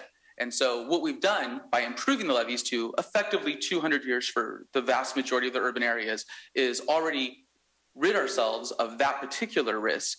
And so what we're doing here is adding a factor, but that factor that we're adding is a factor that is going to possibly be effective in a 300-year, 500-year chance time frame, which is, again, relatively a small percentage. We're now less than a 1/4% that's going to work out for us. And it's a relatively large expenditure, an expenditure that could be used for other purposes. When Mr. McNally went over his purposes of the water agency, I believe it was 200-year flood protection. Is that something that is listed specifically? No, in 1959, there wasn't a target level of protection. Okay. And in fact, after the 97 flood is when this board identified 500-year level of protection as the target. And so the board identified the 500-year protection for everywhere? Or our goal, yeah, for Yuba County. Now, what we've done is we said, okay, before you get to 500, you have to get to some reasonable kind of midpoint, right? So we said 200 for the urban areas and 100 for the rural areas. That's, in our mind, was reasonableness. Okay, and we're at that currently. No, not in all locations, no. But in most. In some. Not most. I mean, you're asking about an analysis that we aren't currently prepared to present. A little bit, right, okay. Well, the reason I'm asking is we were a little bit speculative in the graphic in the video that was shown, in that we said that if we'd had the spillway, we would not have possibly, speculative, had the dam break. But we know that if we'd had the dams that we currently have, we wouldn't have had the levee break, not the dam. We've never had close to a dam breaking. Thank you. Thank you very much, the levee break. And so to me, and going back to your word you used was reasonableness, there has to be diminishing returns. If it's a 1 in 1,000 years chance, are we going to spend $250 million on that? If it's a 1 in 10,000 year, are we going to spend $250 million on that? When do we stop spending large amounts of money on a diminishingly small? Safety is important, but safety can be taken too far in that we can bankrupt ourselves. Star Wars back in the 80s, we had an idea, we were going to have a missile shield. We spent a lot of money on it, never was effective, but we certainly bankrupted a lot of things doing it. So it's the same idea in safety in our dam. How much money can we spend for diminishing returns? And so that's what concerns me, is that, as Mr. McWhorter brought up, there are other purposes for the water agency, stormwater drainage for communities that suffer from constant rainfall and don't have good stormwater drainage. I would like to see our money allocated there. You mentioned evacuation routes, I think, at some point. That would be something I'd like to see our money spent there. So not that it's not a good idea to have 500-year protection, which seems really high, but instead, where do we best allocate our money to achieve the different goals that the water agency has? Thank you. Through the chair, I'd like to ask this a question. Did you see a recent occurrence of a failure of a dam that was designed years ago and that never would cause problems? Oroville Dam. If they had our maintenance program, if they had our designers, if they had our safety steps, it wouldn't have happened yet. And that's all this is this is just insurance. So I'm hearing Oroville Dam people talking at this point in time because that failed because they penny wise and dollar foolish. So I was at the last Oroville Dam presentation. We missed you there, Andy.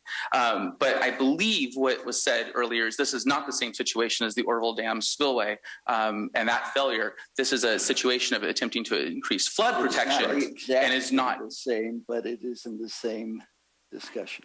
Yes. So I would like to take one moment and address Director Fuhr here. So you are absolutely correct. There are concepts like the law of diminishing returns and risk balancing and actuarial, insurance type analyses.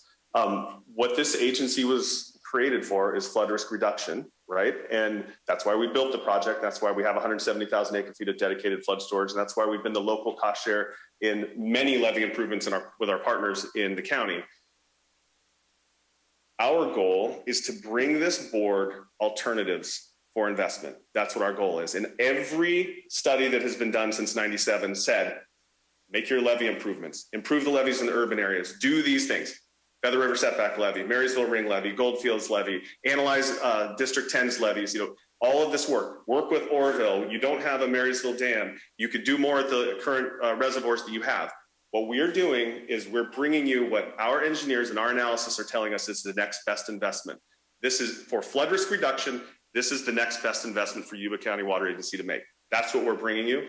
Yes, there are policy decisions that this board will have to make. Today, as Director Vasquez accurately pointed out, because he wants to get home in a reasonable time, that today we're simply asking to go to 100% design. Yes, that's all we're doing. Don, did you have something? And then I know Charlie has something else. Yeah, very quick statement. There seems to be a lot of dwelling on the fact that why do this as it's 200 years before we see a flood. My lifetime from 55, which I remember, on up, we pretty well figured there's going to be a flood event about plus or minus every 10 years. Amen. So when people keep saying 100, 200, 500 years, why do it? About every 10 years. That's it. And so I will point out, and Director Matthews could jump in because he's been here to see these. We talk about the floods where there were actual floods, where there was a levee failure and people actually died, or there was an actual flood. There are high flow events that Director Matthews, when I'm riding around the rice fields with him, he'll explain to me. 1962, 1963, he can tell you where the stage was at the Gear Point Dam. Those are high flow events that we just didn't experience a levee failure, right? And so there are high flow events every 10 or so years, right? We saw 2017. Actual floods. Okay, the actual floods is what was anticipated. What I'm addressing is high flow events that didn't actually result in a flood. So yes, that is correct. To put it in perspective, in 55, 190,000 CFS came into Oroville, went by Oroville. In 06, it was the same amount. But in 06, a third of that water went on the other side of the buttes. The capacity between Oroville and Marysville is 180. 190 is still below the top of the levees. But in 55, it went over the top of the levees at Nicholas 3 days before it went over the top of the levees in Yuba City. Our last two floods, we were below the channel capacity. It went under the levees and broke out. In fact, in the 87, they had already called off the levee patrols. The water was so low, but it still broke. Now, with the help of the agency, we have fixed most, if not almost all, of the problems of the levees going underneath. So we're now back up to the floods might be levees over the top, but anybody who's experienced a flood never wants to see another one. Amen. But the what you're talking about in the 190 in both 06 and 55, in 64, the coming into Oroville was 225. The capacity between Marysville and Oroville is 190. So nobody even remembers 64, but it was a much bigger flood. Then we had the 86 flood, 250 came into Oroville. We were way off the charts. And in the 97 flood, 301,000 came into Oroville. But because of the dam, we were very safe. But I do caution us that the secondary spillway, we must continually look to make sure that it's the best dollars we're spending. Not that I'm against it. I'm very much in favor of having something on the shelf that we can get partners to fund. But as I said earlier, I caution us taking all of our money and putting it in something that might be the place to put it, but also the help in Yuba County. Maybe there's better places to spend it. That's all I'm trying to caution us in. To the chair, can we have a workshop set up for further discussion on the... Well, I think we have a decision to make today, and I think there's a motion on the table. And so when comments are done, we'll make that decision. And certainly I envision that when it's time to move this project further, that we'll absolutely have those kind of opportunities for additional discussion before we commit additional dollars that aren't already budgeted, and particularly large amounts of money potentially that aren't already budgeted, that we will have thorough discussions about those kind of things. So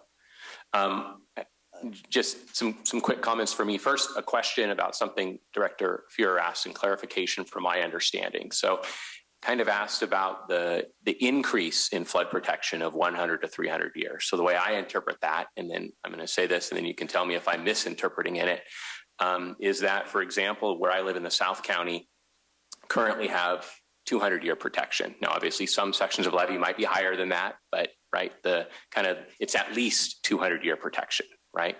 So the way I understand the ARC spillway is that would increase that protection from somewhere to 100 to 300 more. So if my math is right, then that's 300 to 500. Now, it doesn't automatically give 500 everywhere, but some place that had whatever, but it's an increase. And so essentially in many areas, you're doubling the flood protection that exists, right? And, yes. and so, okay.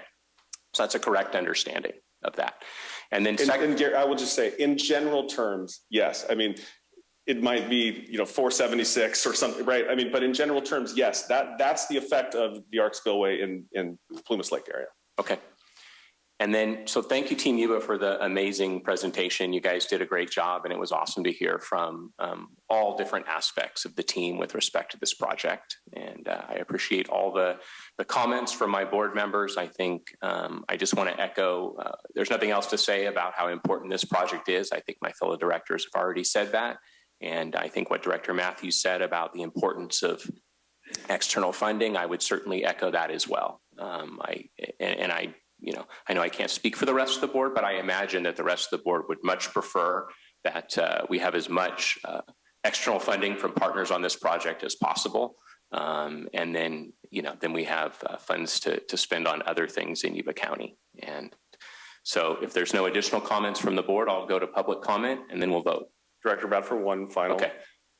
Staff welcomes the comments we're hearing today. That's why we present such a thorough presentation, because we want to hear from the policymakers. This is the biggest, it's not today. Someday there will be the biggest decision the agency will have made for decades, right? And we constantly want to educate you on the process, and we want to hear back from you, your thoughts and concerns. You are our brain of the water agency, like on the policy side of things. So we welcome these comments. I just want to thank you for that.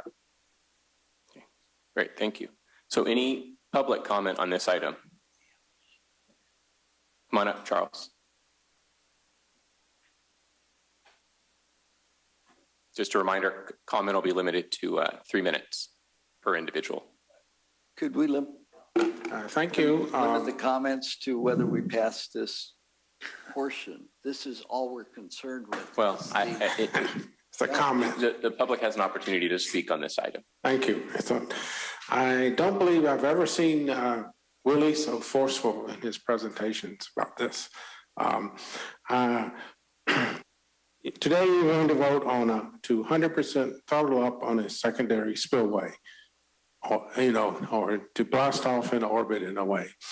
I feel outclassed because my little statement was the formula for water pressure against a retaining wall is 1/2 the unit weight of water times the height squared. The pressure is exponential.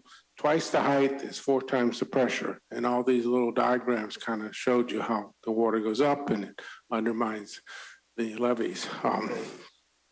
There is a truism. Every disaster movie begins with scientists being ignored.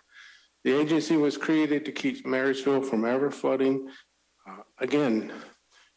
If what the engineers are saying about a secondary spillway happens, you could well be putting the people of Marysville in peril. New sidewalks would be 5 feet under or more underwater, along with Nichols Tax Service, which would be 100% full of water. Think about that. Thank you for your time. Thank you. Any additional public comment? Yes.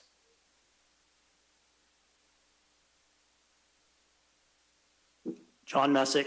I live in Hallwood my entire life, right on the river. So this would affect me probably more than anybody in the county. So I encourage you to vote to take it to 100% funding of the study, so we could get additional funding for the ARC spillway and be prepared for that. But there's a few things I took some notes back there where you guys were doing your presentation. It seems like you guys have all forgot about the river from the Feather on up. And this, how many times at my house, I've seen it full all the way to the top where I couldn't even see the other side of the river. Not just the flood years, not just 86, 97, many other years. I think this would reduce the flow in the river through Hallwood. Daguerre Point suffered a lot of damage in 97 that this ARC spillway probably could have prevented. I worry about it eating away further and getting into the Cordova Canal and the Hallwood Canal, which is where we get all our irrigation water. We lost a lot of bank there in 97, and I think this would be able to let the agency reduce that flow down and help protect Daguerre and the channel all the way down from the dam all the way to the Feather. So don't leave us all out. We had a levee break in Hallwood in 97 that flooded part of Hallwood. Nobody remembers that. So anyway, those are my comments. Thank you. Thank you, John. Any additional public comment? Okay. Yes, Tom. So I guess we haven't spent it, but we have budgeted $11 million for this current stage of this project. I think $11 million could have paid for all of Olivehurst to have sidewalks, curbs, and gutters. I don't know how much money got spent on Olivehurst Avenue for beautification or how much is being spent on Northfield Road. Now, whether or not you guys think that Yuba-Water Agency is only concerned with water, but proper drainage in households on the streets and stuff occurs, well, improper drainage because of filled in ditches occurs every year. I think Mr. Blazer mentioned that we usually have some kind of a flooding problem every 10 years. Okay, my street experiences flooding every year because the ditches have not been properly maintained. Curbs, gutters, and sidewalks have not been installed in 77 years. Okay, so as Seth Fuhrer mentioned, there are other projects here. Okay, so, you know, we have people who live up in the hills, as Mr. Messick just mentioned. I wasn't here when this flood occurred in Hollywood. You know, they have a choice. I do too. Okay, but I've made my choice, and I would just like to ask you folks to not put this secondary spillway in there. The other thing is, what happens to all the silt? Wasn't there a secondary purpose for Bullards Bar to collect silt? And don't we have mercury sitting in that silt? So how much protection do we lose from that? And the disruption of those sediment deposits when this construction is taking place. So, you know, you got to think about that, and sure would be nice to have annual flood control on my street with curbs, sidewalks, and gutters. Thank you. Great, thank you. Okay, with no additional public comment, then I'll return to the board for a roll call vote, please. Okay, let's start with Director Blazer. Yes. Director Matthews. Yeah. Director Vasquez. Yes. Director Bradford. Yes. Director Fuhrer. No. Director Hasty. Yes. Motion passes 5-1, sir. Great, thank you. Next is manager's report.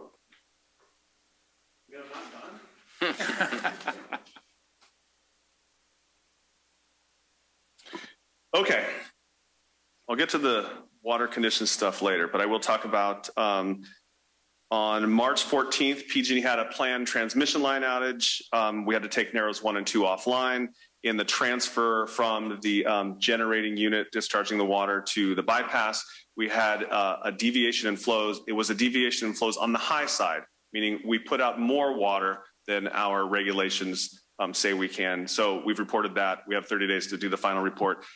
Because it's an upper end deviation, there's very likely no impacts to the species, fish species downstream, but I'll let you know that we're going through that process. We do believe it was the bypass valve not responding fast enough or not closing fast enough, so we put out more water. We'll get through that reporting requirement. On to the drought and precipitation.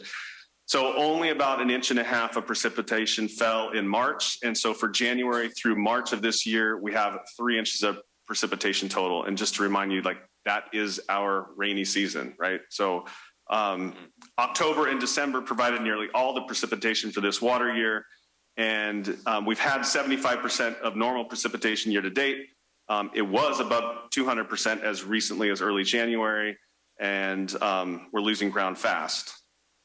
January through March was the driest in recorded history by a large margin in all areas of the Sierras. New Bullards Bar status, we're currently at 715,000 acre feet. Remember, that's about 1 million acre foot reservoir. That's 100% of normal year to date. And we've had 450,000 acre feet of inflow since October 1st, and that's only about 65% of average. So I talk about a 75% normal precipitation, but a 65% of average year-to-date inflow. So where is that moisture that's sitting in the snowpack? Okay, where's the snowpack? The snowpack is at around 40% of normal year to date right now. We were on December 30th, 165% of normal year to date. So you can see the theme here. Lots of precipitation in December, and then really nothing since then. We partnered with others on aerial snow observations. These are basically flights over the Sierras to look at the extent of the snowpack. And we had our first flight in the Yuba watershed on March 25th, and we found that we had about half of the estimated snow water content that we thought going into the aerial observation. So we basically have physical stations out in the mountains that are measured monthly, and so we have an estimated extent of snowpack based on that information. But what we're finding is the aerial snow observations actually make accurate what the extent of the snowpack is, then determining the actual volume of snow out there, and it's 50% of what we thought it was. This is new technology. This is technology similar to like atmospheric river research. If we're going to intensively use and therefore intensively manage our water in California, we need to use these types of tools. Here again, it's 2022, and this is the first time we used aerial snow observation technology. Super helpful. Why is it super helpful? Because this information will be used by DWR to help refine the April B120 forecast. That's what determines the flows that we have to put out under the Yuba River Accord. We estimate that the Accord flow schedule will be either a Schedule 4 or Schedule 5. That information will be coming out on Friday. Like I said, this aerial snow observation will be used to inform that forecast. We will have 2 additional flights this month. Needless to say, that's a great partnership and a great investment if it makes accurate the Bulletin 120. Okay, on to other business. The agency has posted and is actively working on positions for, let's just say, about 5 positions. An offer for environmental health and safety officer is pending. Congratulations to Carl Parker for his promotion from operator to operations manager effective yesterday. We have a new HR manager, Teresa De Santa, and she started with the agency yesterday. And we're still looking to fill a temporary utility position at Colgate. However, is Teresa here still? I saw her. Oh, she left. I'm sorry. So Teresa was here. I was going to introduce her. The 2022 internship program kicked off with a meeting a couple weeks ago, and we finalized the positions we're seeking interns for in the areas of hydrology and water resources, human resources, community impact, IT, engineering. We'll have 2 interns, communications, and power settlements. This is a total of 6 or 7 interns for this summer, and we will have the positions posted this week in the hopes of finalizing the interns by the end of April.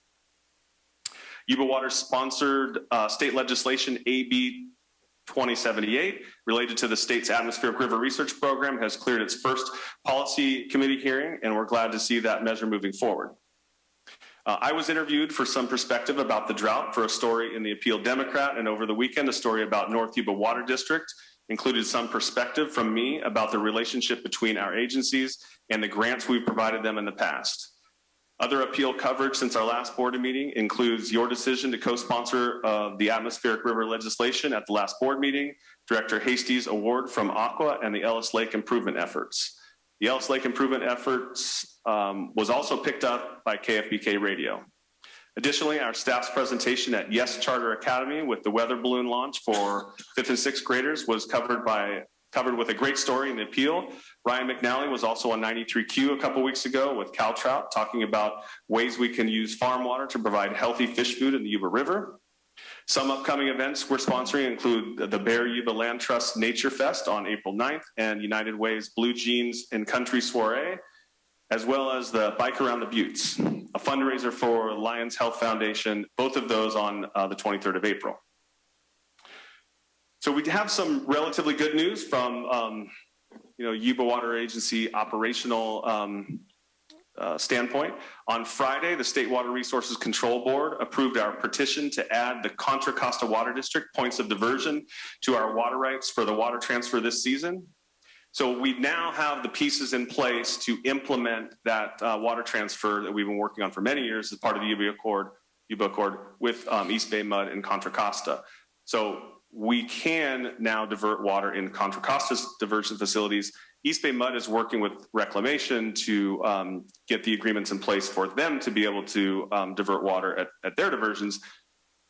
But no matter what, we can implement the agreement because at least we have one point of diversion. No matter where the water is diverted, they can share the water and implement the three-party agreement. We were notified by DWR that, let me back up, there's two components of water on that three-party agreement. There's spring water and summer water.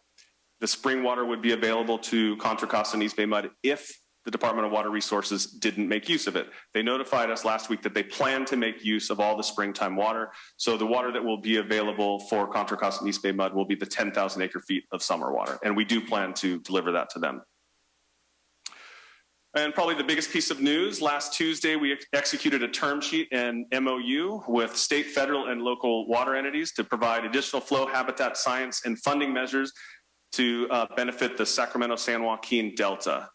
We've been working on this for several years. Although the state didn't use this term in their announcements, this is what's known as the voluntary agreements. And this is an MOU and term sheet, which is a first step towards implementation agreements for the voluntary agreements. What we signed last Tuesday was a non-binding memorandum of understanding, but the amount of work that went into these agreements, the amount of negotiation done is a valuable framework for moving these things forward. We now have an alternative that will be given to the State Water Resources Control Board when they do update the Bay Delta Water Quality Control Plan, phase 2 of that plan. So this is a great first step. There's going to be a lot of work ahead defining the details that go into the implementing agreements. But this is, years in the making. It was a great event. Got to meet the governor last Tuesday, and you see all our state partners who we've been negotiating with on Zoom and Teams meetings for the past 2 years. Got to see them in person, shake their hand, remember who they are. But the bottom line is, this is a great step for the agency, and you should be proud to be taking this step and having a really collaborative, science-based solution versus a regulatory solution. So, with all that said, our next board meeting is on April 19th. And we'll also have an ABP meeting and a communications committee meeting that same day. That's all I have. Great, thank you. Before you, could you update us a little bit on the accord? I believe we're still in a Schedule 2 year with because of the 120 bulletin and the formulas we have, even though February and March were the driest on record. We have asked the state when it was a dry area and we wanted to encroach into the floodplain. Could we also ask that when we're being charged with a Schedule 2 year, when everybody knows there's a drought, and we have to put an extra 200 CFS in the river, which is approximately 40,000 acre feet a month, that we could divert in the summertime for much needed income and help to the people that need the water? Is there a way to work in reverse where we can ask the accord, even though we've signed it, that it's a drought year and we're using the wet year Schedule 2 thing because of the 120? And you have more information on 120. There's a lot to unpack there, Charlie, but I'll give it a shot.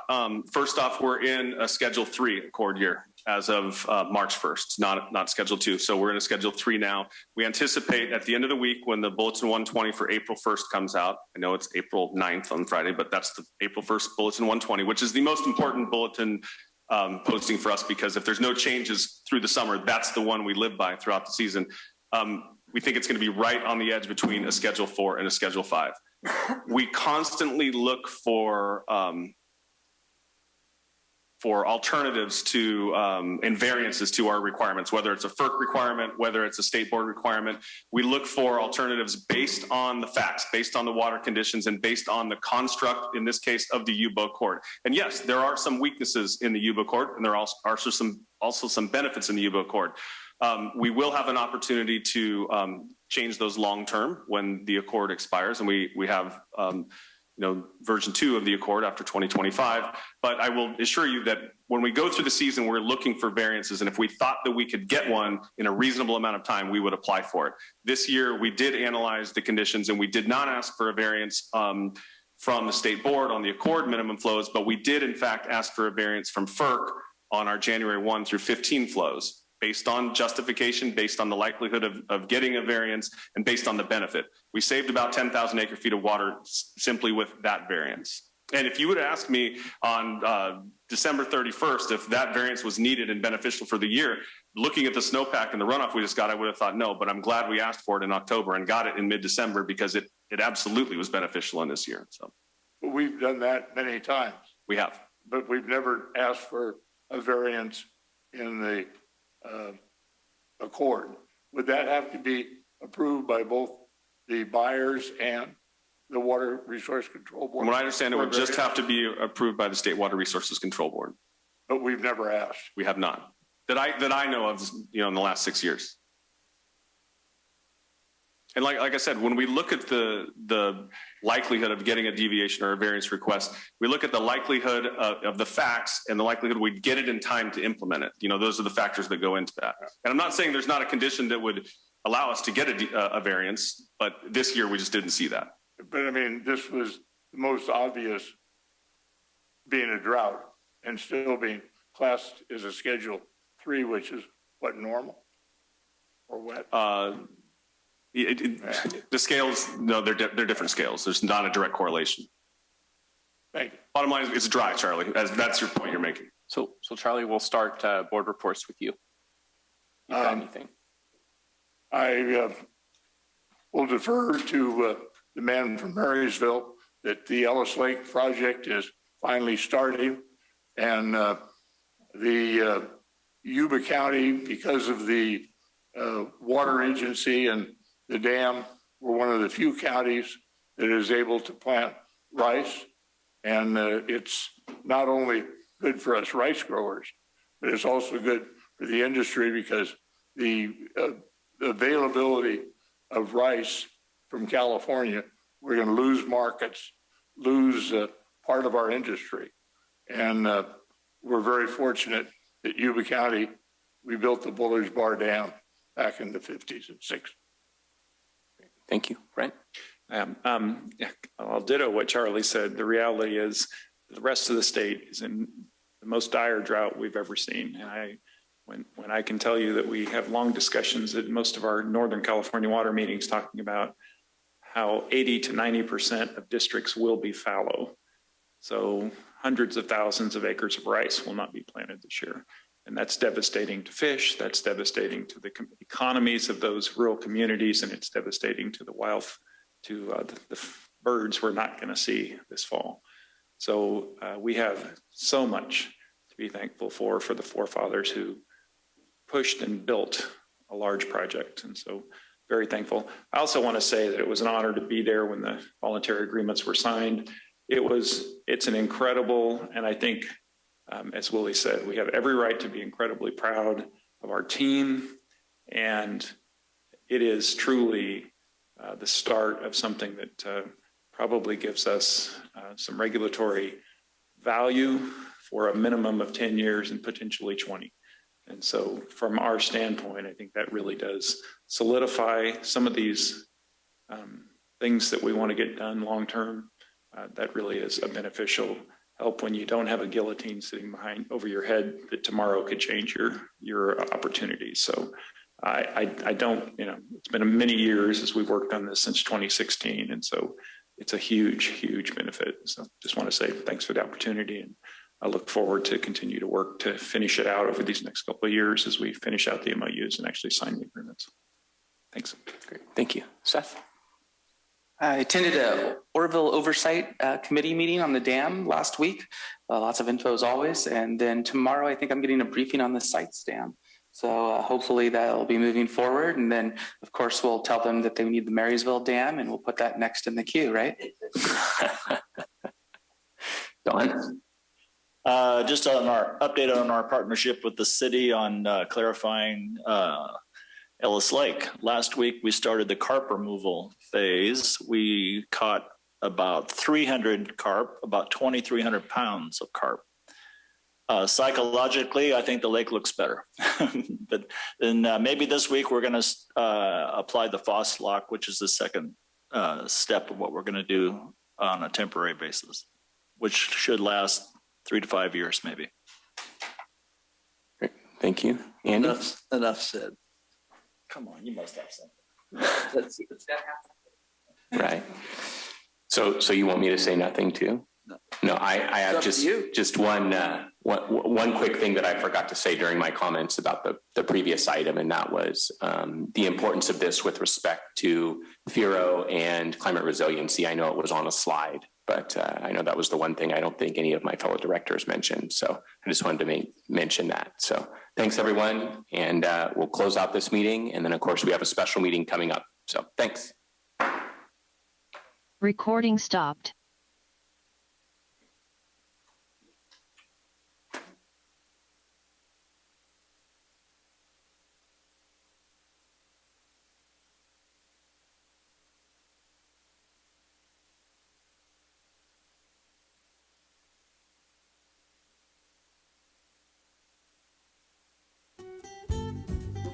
Yuba-Sutter.live's local government live streams are presented by Plumas Lake Self-Storage in Plumas Lake, where lifelong local residents are helping other residents keep things safe, providing indoor storage units, outdoor RV and vehicle parking,